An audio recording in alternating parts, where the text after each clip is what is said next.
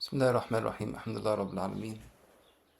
حمد عبادي ذاكرين الشاكرين، وأصلي وأسلم على سيدنا محمد وعلى آله وصحبه وسلم أجمعين. ثم أما بعد. Apologies best for being late. Today we're going to focus on Surah Al-A'raf, Ayah 172. Since tomorrow is the day of Arafah, I'm going to paste it here into the chat. Give me best 1 second to retrieve it. Now this is a very important ayah because the day of Arafah is tomorrow, and we need to understand the context of which Arafah is such an important day. Personally, I feel that I've wasted years of my life not understanding Eid. Everybody is fasting, so we fast. Everybody is eating sheeps, so we eat sheeps. But the reason behind it, many times it's not really made apparent. I'm going to copy it here in the chat. Bismillah ar-Rahman ar-Rahim. Okay. Allah subhanahu wa ta'ala, He says, وَإِذْ أَخَذَ رَبُّكَ مِنْ بَنِي آدَمَ مِنْ ظُهُورِهِمْ ذُرِّيَّتَهُمْ وَأَشْهَدُهُمْ عَلَى أَنفُسِهِمْ أَلَسْتُ بِرَبِّكُمْ قَالُوا بَلَى شَهِدْنَا أَن تَقُولُوا يَوْمَ الْقِيَامَةِ إِنَّا كُنَّا عَنْ هَذَا غَافِلِينَ أو تقولوا إنما أشرك آباؤنا من قبل وكنا ذرية من بعدهم أفتهلكنا بما فعل المبطلون وكذلك نفصل الآيات ولعلهم يرجعون. Allah subhanahu wa ta'ala, He says, and recall when your Lord summoned the offspring of the children of Adam from their loins and made them testify about themselves, am I not your Lord? They said, yes, we do testify. Thus you cannot say on the day of resurrection, we were oblivious of this. Nor can you say, our forefathers practiced polytheism before and we were their offspring who came after them. Will you annihilate us for what the advocates of falsehood did? And thus we detail the signs and that they may return. Allah subhanahu wa ta'ala, in a Sahih Hadith, Allah, when He created Sayyidina Adam, said He took from his spine, He slid Allah subhanahu wa ta'ala in a way that is proper of His majesty and of His place. He had a slight tap or a slide on the back of Sayyidina Adam, and all of the children of Sayyidina Adam from the beginning of time to the end of time were represented. And Allah asked them, aren't I your Lord? And they all said, Bala, of course. Shahidna, we witness. And Allah said that I did this, that you would not come one day and say, we didn't take this covenant before. Now, the importance of this hadith is that Allah did this on the mountain of Arafah. And on the mountain of Arafah, and the place and the area behind behind Mount Arafah, I think it's called Nahwand, as far as I can remember, if I'm not mistaken. All of this area is the area in which all of these offerings stood, and they took this oath. فإحنا, we return to Allah subhanahu wa ta'ala on this day in Arafah. And even those who are not in Hajj, they fast on this day of Arafah for its importance. And they make dua on this day, just like the people of Arafah, or the people who are standing on Arafah, make dua. We don't all need to be there, but we need to recollect this scene in our life. We need to recollect this event in our life. Now, why is this event important? لأنه subhanallah, if we look at this event, it is the event that codes us or puts into us the natural code that all of our lives are for Allah subhanahu wa ta'ala. When somebody either realizes what it means to be Muslim, if they were born Muslim and they were completely out of touch, or somebody who comes into Islam, or somebody who is Muslim and they know that Islam is true, but they're very sinful, or they do small sins here and there, and they've accumulated to the fact that to the point they've become even bigger than a major sin, and they don't feel the peace, and then they return back to Allah, they feel peace. لأن You only feel peace when you are fulfilling your purpose. And your purpose is to be with Allah subhanahu wa ta'ala. Is to feel that you are here just to serve what He would like to see of you. Regardless of what people think or what people might do. In a way that is wise, of course. Because part of what He wants is to do this properly and beautifully. Practice this beautifully. Allah subhanahu wa ta'ala, He gave us Ramadan. 30 days of Ramadan. It is the software download. It is us reconnecting with Allah subhanahu wa ta'ala. We have fasting, so our bodies are not that strong, so our souls are stronger. The shayateen are tied. It's a way of helping us to be able to increase our ibadah and increase Allah and have less desires. And then we have the 10 nights where we pray in the night more and more and more. We ask Allah to fix our qadr for us. And then we have 2 months follow up of this. We get to follow up to make sure the practice we had in that month, we find the perfect way or the best way to bring it into our daily lives. If you used to do 10x in Ramadan, you cannot do 10x throughout the year. But maybe you used to do only 0.5x before Ramadan. And now because of Ramadan, you're able to do 2x on a daily basis. 2x of Quran, 2x of dua, 2x of dhikr, 2x of istighfar, 2x of self-auditing every day. Auditing what you did, what you didn't do, what you said, why you said it, how you said it, when you said it, to whom you said it to, etc. All of this every day.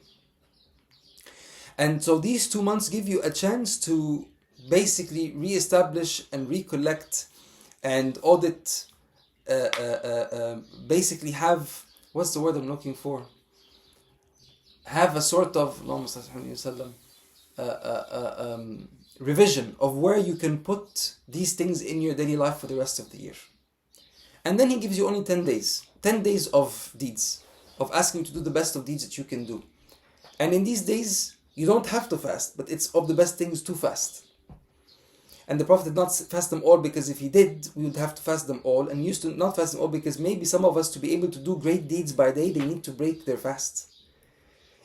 And if you're going to only fast in these 10 days and do nothing but fast, and so let's say you alternate fasting, instead of fasting every single day, then you still get a great reward. You get the sunnah of Sayyidina Dawood of fasting every other day, which the Prophet ﷺ said is the best way of fasting. Plus you get to do great deeds. So if you're able to fast every day and also do great deeds, but you get this sunnah. And who's better? You cannot say who is better. It's who did the best they could do. It's similar to the two who were traveling and they both prayed Asr, and then they made it into the city, or they prayed Dhuhr, and then they didn't have water. For they did tayammum and they prayed Dhuhr. They made it into the city before Asr came. For the one said, I'm going to make wudu and pray again. The other said, no, I prayed, I'm not going to pray again. Khalas, Allah knows He gave me a license, I used it. They went to the Prophet and they asked him, Ya Rasulullah, which one of us is correct? Allah told him, as for you, the one who did tayammum and prayed and did not pray again, you have targeted, you have hit the bullseye, you've hit the sunnah. He said, you've hit the sunnah. And as for you, you have two deeds. You got double the reward. He didn't say which is better, because each of them had a different target. One wanted to emulate the Prophet ﷺ, the other wanted to do what is most pleasing to Allah. He thought that this is what's most pleasing to Allah and he could do it, so he did it.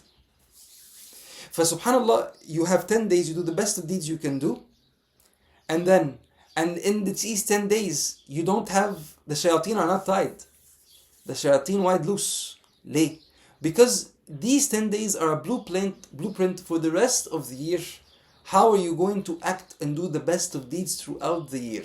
This is the epiphany, this is the climax of the year. You do the best of deeds you can do now, but it's also a blueprint for you for what you can do for the rest of the year.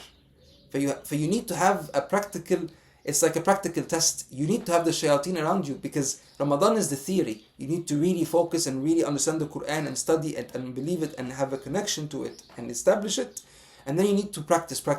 We only have 10 days of practicing. Why not 30? Because we're weak. We cannot repeat. We cannot do 30 days. We're already on the 10th, almost on the 10th day now.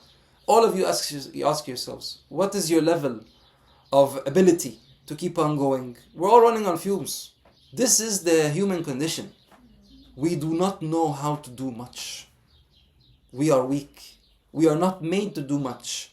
We are made to have great hearts, with great intentions, with great outlooks and perspectives on why we do things, and how we accept calamities and how we take on responsibilities and do what we can do knowing.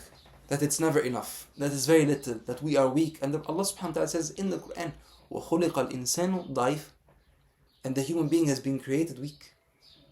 And then Allah He ends the last of the 10 days with 2 days. Yom Arafah wa Yom al-Nahr. The day of Arafah and the day of Nahr. The day of Dua and the day of Nahr, which is the day of sacrifice. The day of sacrifice. There's a difference of opinion which day is greater.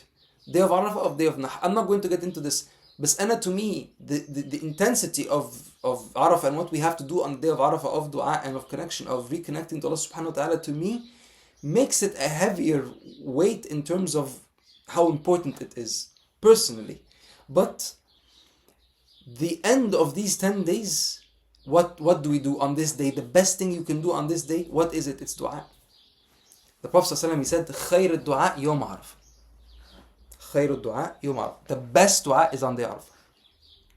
Yani it's better than the 10 nights of Ramadan, the last 10 nights of Ramadan. Yani it's better than Laylatul Qadr. That's what the Prophet ﷺ said. He said it's better than Laylatul Qadr. It's better in its connection to Allah subhanahu wa ta'ala. Laylatul Qadr in multitude. Yani the ibadah you get in Laylatul Qadr, the multiplications of it, there's nothing like it. The multiplications of what you get in Laylatul Qadr is nothing like it. But the quality, the meaning, the value of dua, the value itself of which day is best, which time, it's the day of Arafah. Because it's the day in which we were created. It's the day at which we were created. Laylatul Qadr is when the Quran came down. It's when the Prophet ﷺ received revelation. Yani every time you reach Laylatul Qadr, if you ever do, we don't know which day it is exactly, but you have to know this is the night that the Prophet ﷺ received revelation. That night, when Jibreel came to him and he was afraid, this is the night Laylatul Qadr. But this is the day you were created in the first place. So you are renewing your oath with Allah subhanahu wa ta'ala for the rest of the year. So Allah gave us 10 days of deeds. He ended it with dua, showing you that ultimately the only thing you have between you and Allah for any of your deeds to be accepted is dua. Your deeds are never enough. Dua is what will make them enough. Your deeds are never sincere enough. Dua is what will make them sincere. Your deeds are never befitting to Allah's majesty. Your dua will let Allah accept your deeds through His majesty. Dua is the main thing that you have with Allah subhanahu wa ta'ala. What is dua? Dua is not just an invitation. Dua can mean an invitation. It's to call out. It's to ask. It's to call for help. Not just call out, but call for help. It's to chat. It's to have a discussion. It's to ask someone for something. It's to invite someone to something. It's to invite someone to be part of your affairs. It's all of these things together. This is dua. Allah ends these 10 days of dua, showing you that throughout the year, all of your blueprint should be just like the Prophet ﷺ said, in these 10 days, increase of the dhikr of Allah, التسبيح والتهليل والتحميد, saying subhanallah, alhamdulillah, Allah akbar, la ilaha illallah. Your life should be infused with dhikr day and night, and it should be infused with dua. If you look at it, every single dhikr, by the way we do, is dua. Yani dua is dhikr and dhikr is dua. How do I mean? When you say subhanallah, subhanallah, subhanallah, what are you saying? You're saying Allah is perfect. Allah is the most perfect. There's nothing wrong with Allah. Allah has no flaws. What are you saying to Allah? You're saying to Him, I see how perfect you are. And because you say this, Allah forgives any imperfections from you, and He helps keep Himself the highest being in your heart. You say astaghfirullah, astaghfirullah, astaghfirullah. What are you asking? Allah forgive me. Allah forgive my shortcomings. And if you actually think about each astaghfirullah, today I didn't get up the way I should have. I didn't make my askar in the morning with enough heart. I didn't eat and thank you properly. I didn't feel each bite and each morsel and be grateful for every single bite I took. I didn't thank you enough for being able to go to the bathroom without assistance. I didn't help you for being able to walk without assistance. If you enumerate the things that you need to say astaghfirullah for, it will never end. In it of itself is dua. But subhanallah created the human being like this. He needs things that are repetitive, and we need long shots. Allah has given us miscellaneous ways of worshipping Him, so we never tire. And this is the sunnah of His kawn. It's like seeing a tree that gives you one branch of grapes. Grape. The repetitive. and you keep on eating one grape after the other, one grape after the other. But in the same field, you have one tree that gives a grape, another, and then you have a watermelon, and then you have a potato, and then you have... You have a watermelon, it's a nice prayer, it's a nice long prayer, you have to take time to... And then you have potatoes, the heavy meal, heavy, it stays in the tummy, it makes you warm in the night. And then you have the grapes, subhanallah, subhanallah, subhanallah, hey, kida. But in the end, it's all, the dhikr is dua, and dua is dhikr. He shows you that your life has to be infused with dua. And not just dua because I want things in dunya. This cheap reason of making dua. In Allah's we're whipping boy. Astaghfirullah. We ask him for things, and if he doesn't give them, I'm not playing. If you don't give me, I prayed and I was good and I averted my eyes and you didn't give me what I want, I'm not playing by the game. Yalla. This is not dua. You make dua because you want to fulfill the covenant you have with Allah. يعني when you make dua of istikhara, Allah, I don't know what is. اللهم استخيرك بعلمك واستقدرك بقدرك واسألك من فضلك العظيم فإنك تقدر ولا أقدر وتعلم ولا أعلم وأنت تعلم الغيوب. Oh, I ask you because you know of your knowledge. اللهم استخيرك بعلمك. I ask you of your knowledge because you know, and I ask you of your predestination because you are the one who destines, for you know I do not know, and you know all what's unseen. Allah, if you know that this is good for me and for my afterlife and for my life and for the end of my matters, give it to me and make me pleased with it and make it good for me. And if it is evil for me in my afterlife and in this life and in my affairs and my religion, keep it away from me and keep me away from it and make me content with what you have. Why do we say this? Because I want the best for me for these 40, 50 years, the rest of my life I'm going to live? No. Because I want the thing that will make me get closest to you in the akhirah, make me get closest to you in the dunya, and also make me get closer to you in sweetness. You know, we have a problem, by the way, and I personally have this problem. Sometimes I feel that Allah will give me things, I'm doing things in my life, work, things I have to work for. But they're not as tiring, they're not as exhausting and horrible like other experiences I had in my life. I have to go to work, I have to commute. But it's not as horrible as other commutes I had in my life. And then I'd be like, but it's not enough. And then you it's almost like you're looking for pain. You don't want to focus on doing the job, you want to focus on finding pain. SubhanAllah, it is of Allah's rizq to give you a job. Sometimes it's very hard, you have to take on the pain.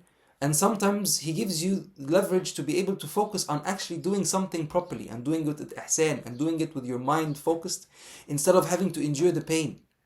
Why do we always have to search for the pain? The Prophets did not have this mentality. The Prophet ﷺ, he was never made to choose between two things except that he chose the easiest thing. The Prophet ﷺ, he used to like certain things. He used to like eating the shoulder of the lamb. He had the preference. He used to like honey. He used to like eating pumpkins. It's nice to feel when you do something, you don't have to go through extreme pain. Hatta when you travel, the sunnah, when you travel, there's a hadith, من خاف أجلج ومن أدلج بلغ. Whoever is afraid of the heat of the travel will travel early. And whoever travels early will reach his destination. The Arabs, when they used to travel early in the night. They wouldn't wait at the end, early in the night.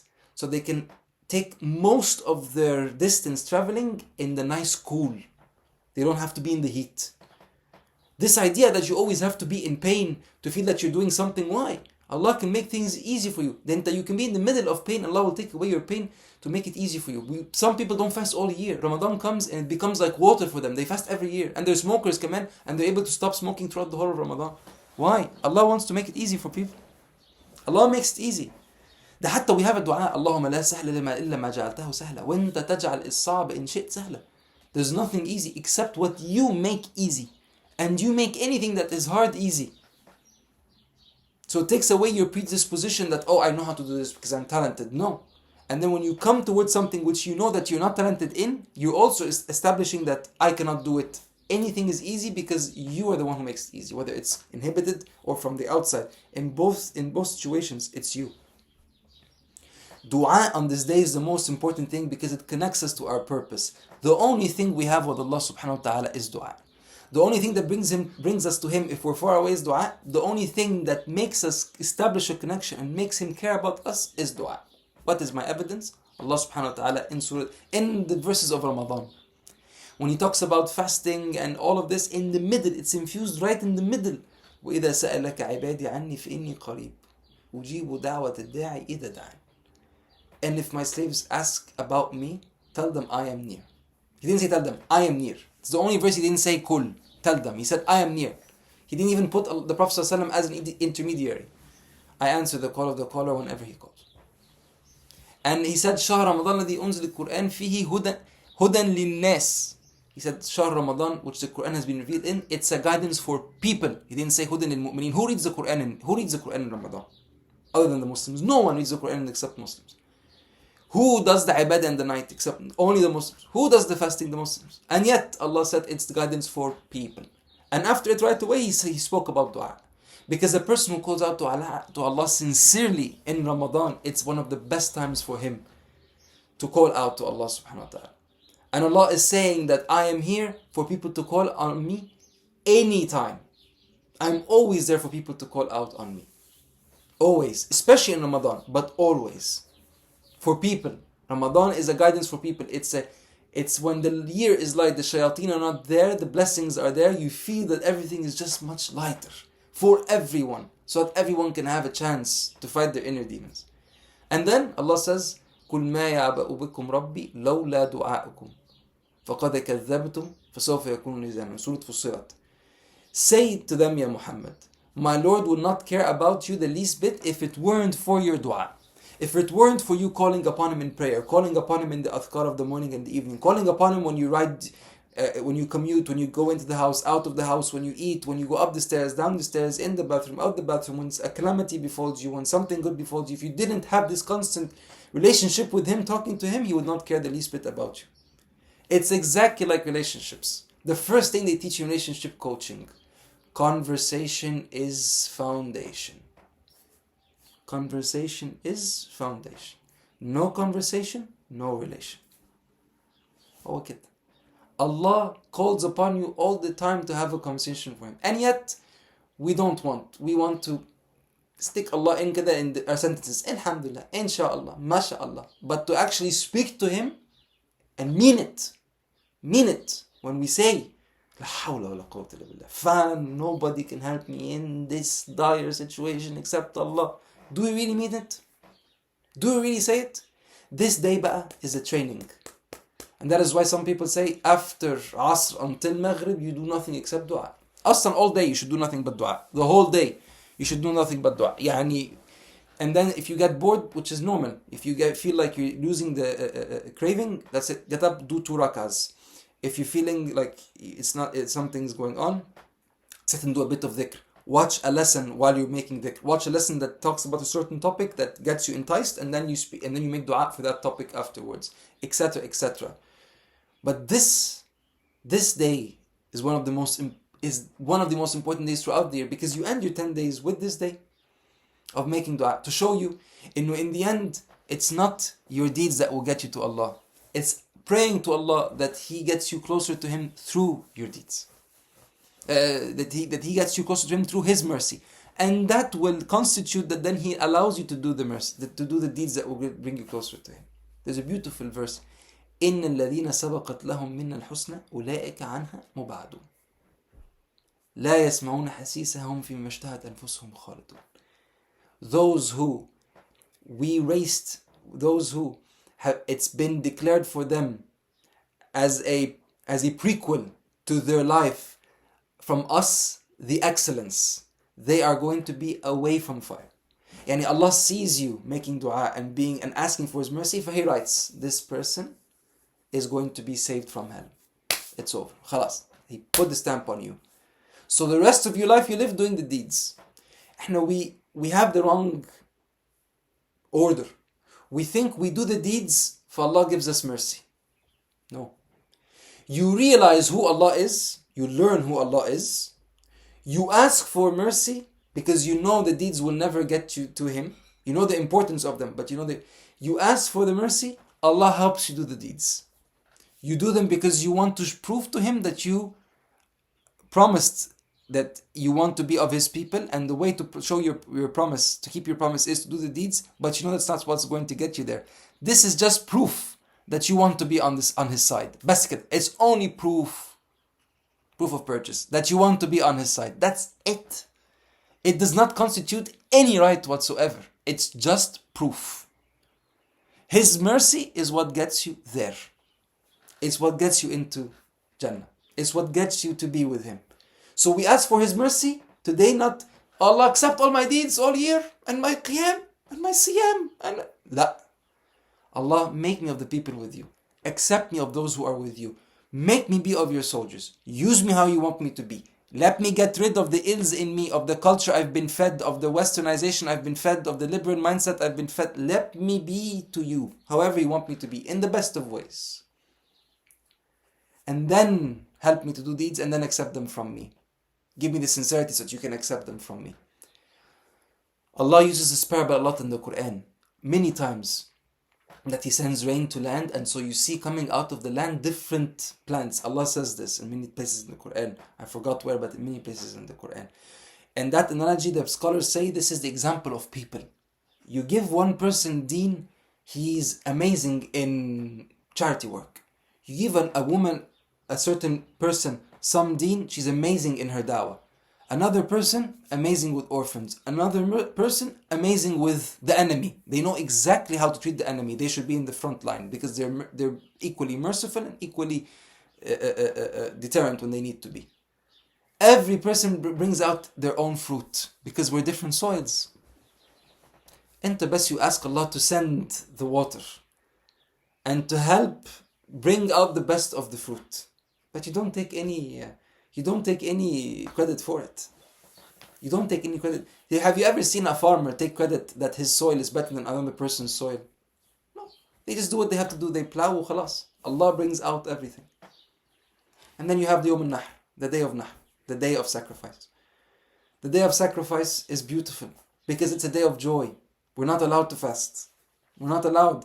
Not fasting and having a good time and laughs on this day and visiting others and visiting our loved ones is the way to worship on this day, showing that part of our life, part of the blueprint that we have for the rest of our year, for the rest of our lives, is bringing joy to people, bringing joy to ourselves, embracing one another in nice events, in pure nice events, in forgiving one another and establishing relationships that were lost. This day of sacrifice. And subhanAllah, we sacrifice on this day because after we made this dua, we've taken the covenant. Now you have to revise with yourself. What am I going to sacrifice as a show to Allah that I want to receive His mercy, so I'm going to sacrifice something in me. And it's not easy. It's not easy. I'm sorry I took a lot of time, but I think this is a very important day tomorrow because, to be honest, I find it very difficult to establish a long period of time of dua, and this is because I'm not used to calling a lot on Allah. We have a lot of shortcomings in this area. I have a lot of shortcomings in this area. I wish it cannot be as so. I wish I can speak to Allah half the amount I speak to people in, or more. So that's why it's coming from a place of feeling that we're not doing enough. We ask Allah subhanahu wa ta'ala to make us of those who carry out what He wants of us. We ask Him to make us of those who have received His mercy. And thus we live a life that is in His servitude and by Him and for Him, knowing that Allah has given us this bounty and He has given us permission to worship Him the way that He wants. And thus He's also given us the bounty that He will accept it, inshaAllah. Not the other way around, that we have done things and so we are deserving of His mercy. Allahumma ya Rabbi, give our brothers and sisters and mothers and fathers and daughters and sons in Gaza support and victory. Do not make us of those who let go of them. Make us of those who put our lives on the line for them if we can, whenever we can. Make us of those who were there in the first rows, helping them verbally, by heart, by body, and by our wealth. Ameen ya Rabbil Alameen. Allahumma ya Rabb, make your word the word on earth, and make us of those who bring your word, and take away from our hearts any cowardice or any laziness. Ameen ya Rabbil Alameen. Allahumma Rabbi, give us tawfiq on the day of Arafah. Do the best of things that will bring us closer to you by your mercy, ya Rabbil Alameen. Ameen. Ameen.